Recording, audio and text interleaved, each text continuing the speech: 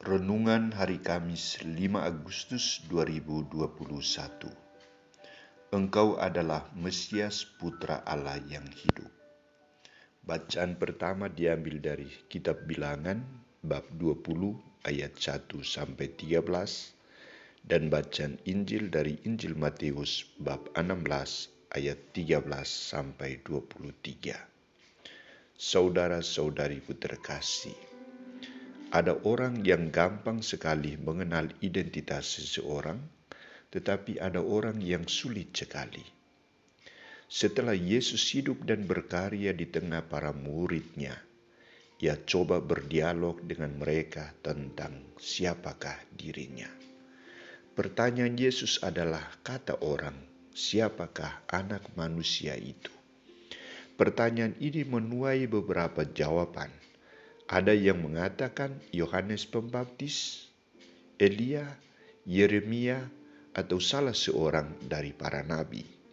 Jawaban ini belum memuaskan bagi Yesus, karena Ia bukan Yohanes Pembaptis, Ia bukan Elia, bukan Yeremia, atau salah seorang nabi.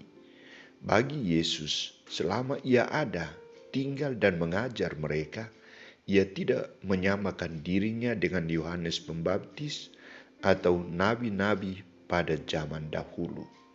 Ia menyebutkan dirinya sebagai putra Allah dan anak manusia. Karena itu Yesus coba mengajukan pertanyaan lanjutan kepada para murid-Nya. Tetapi apa katamu, siapakah aku ini?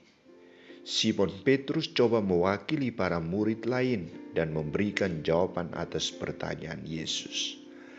Engkau adalah Mesias anak Allah yang hidup. Jawaban Petrus ini mendapat tanggapan positif dari Yesus.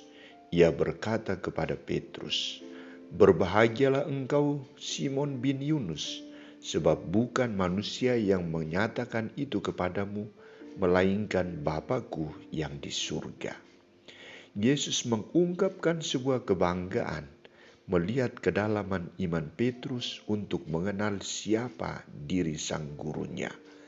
Petrus sudah mulai mengenal Yesus sebagai Mesias anak Allah yang hidup.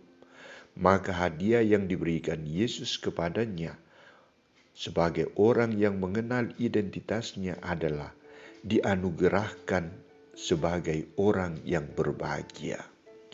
Berbahagialah engkau Simon bin Yunus, sebab bukan manusia yang menyatakan itu kepadamu, melainkan Bapa-Ku yang di surga. Di sini Yesus menyebutkan peran Allah dalam membantu para murid-Nya, khusus Petrus, untuk mengenal identitas Yesus. Maka Yesus mengatakan secara tegas, bukan manusia yang menyatakan itu kepadamu, melainkan Bapa-Ku yang di surga.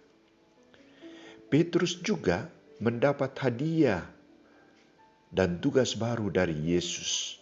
Aku berkata kepadamu, engkau adalah Petrus, di atas batu karang ini aku akan mendirikan jemaatku, dan alam maut tidak akan menguasainya. Kepadamu akan kuberikan kunci kerajaan surga. Apa yang kau ikat di dunia ini akan terikat di surga, dan apa yang kau lepaskan di dunia ini akan terlepas di surga.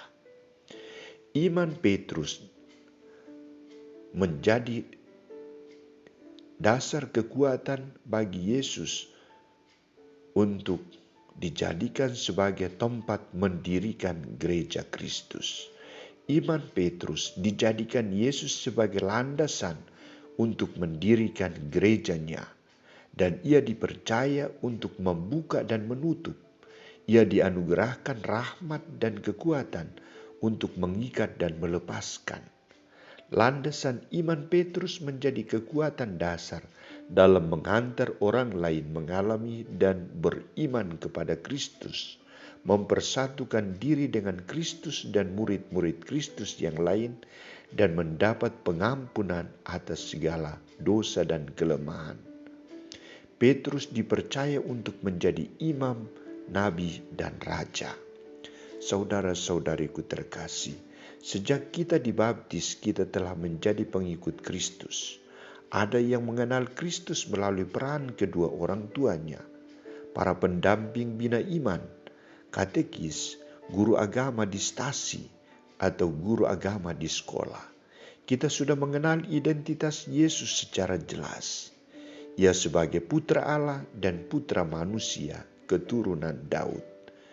Kita juga mengenal orang tua Yesus, latar belakang orang tuanya, dan bahkan kita sudah bersatu dengan Yesus dalam sabda dan tubuh dan darahnya, menerima kekuatan Yesus dalam sakramen Krisma, dan sudah mengambil bagian dalam karya perutusan Yesus. Pertanyaannya, sungguhkah kita sudah mengenal, bersatu erat dengan Yesus, dan menjadikan Yesus sebagai landasan kekuatan hidup kita? Saya kira ini yang belum kita miliki. Ada yang masih meragukan imannya, peran Yesus dalam hidupnya, dan lain sebagainya. Mari kita memohon kekuatan Allah, bantuan Roh Kudus, agar Ia menerangi iman kita, akal budi kita, sehingga kita juga dapat memberikan jawaban yang sama seperti Petrus. Engkau adalah Mesias, Anak Allah yang hidup. Amin.